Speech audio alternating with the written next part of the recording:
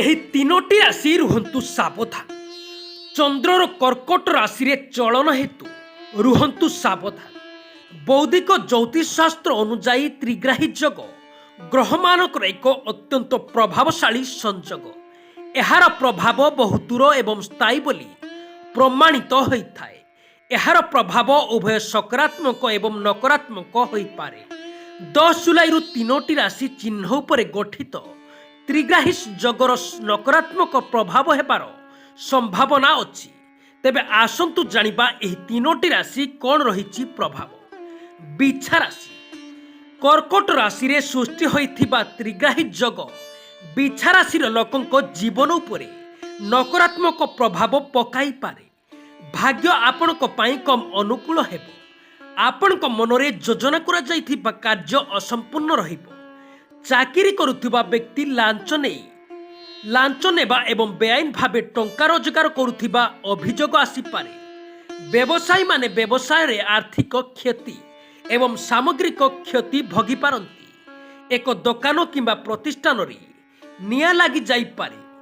ଛାତ୍ରମାନେ କ୍ୟାରିୟର କ୍ଷେତ୍ରରେ ବିଶେଷ ସଚେତନ ହେବା ଆବଶ୍ୟକ। ଟଙ୍କା ପ୍ରଭାବ ବନ୍ଦ ହେବା ଦ୍ୱାରା ଦୈନିକ ଖର୍ଚ୍ଚରେ ସଙ୍କଟ ବଢ଼ିବ। ପରିବାରରେ ଅସନ୍ତୋଷ ବୃଦ୍ଧି ପାଇବ। ବିବାହ ଦମ୍ପତିଙ୍କ ପାଇଁ ସମୟ କଷ୍ଟକର ହେବାକୁ ଯାଉଛି।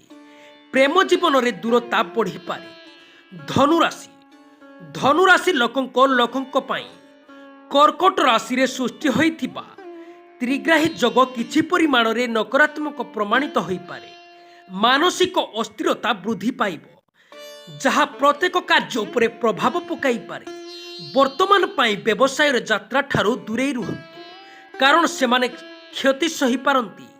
ବ୍ୟବସାୟରେ ଉତ୍ପନ୍ନ ମୂଲ୍ୟ ବୃଦ୍ଧି ହେତୁ ଲାଭ ମାର୍ଜନରେ ବହୁତ ହ୍ରାସ ହେବାର ସମ୍ଭାବନା ଅଛି। ନିଜର ଚାକିରିରେ ତୁମର ଉପପଦସ୍ଥ ବ୍ୟକ୍ତିଙ୍କ ସହିତ କଥା କଟାକଟି ହେବାର ସମ୍ଭାବନା ରହିଛି। ଛାତ୍ରମାନେ ସିନିୟର ଏବଂ ଶିକ୍ଷକମାନଙ୍କ ସହିତ ବିବାଦ ଦେଖାଦେଇପାରେ। ବୈବାହିକ ଜୀବନରେ ଆପଣଙ୍କର ଜୀବନସାଥୀ ସହିତ ସମୟ ଅତିବାହିତ କରିପାରିବେ ନାହିଁ। ଏକ ନୂତନ ସମ୍ପର୍କରେ ନିଜକୁ ନିୟନ୍ତ୍ରଣ କର, ନଚେତ୍ ବିଶ୍ୱାସ ଭାଙ୍ଗି ଯାଇପାରେ। ମକର ରାଶି। ତ୍ରିଗ୍ରାହୀ ଯୋଗର ପ୍ରଭାବ ହେତୁ ମକର ରାଶିର ଲୋକଙ୍କ ଜୀବନରେ ନକାରାତ୍ମକ ସମନ୍ୱୟ ସୃଷ୍ଟି ହେଉଛି। ଏହି ଯୋଗ ଅର୍ଥନୈତିକ କାର୍ଯ୍ୟକଳାପ ଉପରେ ବିଶେଷ ପ୍ରଭାବ ପକାଇବ। ଏକ ବଡ଼ ବିଶ୍ୱାସ ବା ବ୍ୟବସାୟ ଚୁକ୍ତି ଭାଙ୍ଗିପାରେ। ଆର୍ଥିକ ଲାଭଜନକ କାର୍ଯ୍ୟରେ ବାଧା ଉପୁଜିଥାଏ। ନୂତନ ଚାକିରି ସୁଯୋଗ ଅଭାବରୁ ବେକାରୀମାନେ ଅସୁବିଧାରେ ପଡ଼ିବେ। ନିୟୋଜିତ ଲୋକଙ୍କ ଆୟରେ ହ୍ରାସ ଘଟିବ। ଆର୍ଥିକ କାରଣରୁ ଛାତ୍ରମାନେ ସେମାନଙ୍କର ଅଧ୍ୟୟନ ବନ୍ଦ କରିପାରନ୍ତି। ଯାନବାହନକୁ ସାବଧାନର ସହିତ ଚଲାନ୍ତୁ, ଦୁର୍ଘଟଣାର ସମ୍ଭାବନା ଅଛି। ପ୍ରେମ ଜୀବନରେ ସାଥୀଙ୍କ ସହିତ ବିବାଦ ବୃଦ୍ଧି ପାଇବାର ସମ୍ଭାବନା ରହିଛି। ସାବଧାନ ରୁହନ୍ତୁ। ଏହି ତିନୋଟି ରାଶି ଅତ୍ୟନ୍ତ ସାବଧାନତାର ସହିତ ଜୀବନ ଅତିବାହିତ କରନ୍ତୁ। ଏହି ଟାଇମ୍ ଆପଣଙ୍କ ପାଇଁ ଭଲ ନାହିଁ। ଦର୍ଶକ ବନ୍ଧୁ, ଭିଡ଼ିଓଟି ଭଲ ଲାଗିଲେ ନିହାତି ଗୋଟିଏ ଲାଇକ୍ କରନ୍ତୁ ଏବଂ ସାଙ୍ଗମାନଙ୍କ ସହିତ ସେୟାର କରନ୍ତୁ।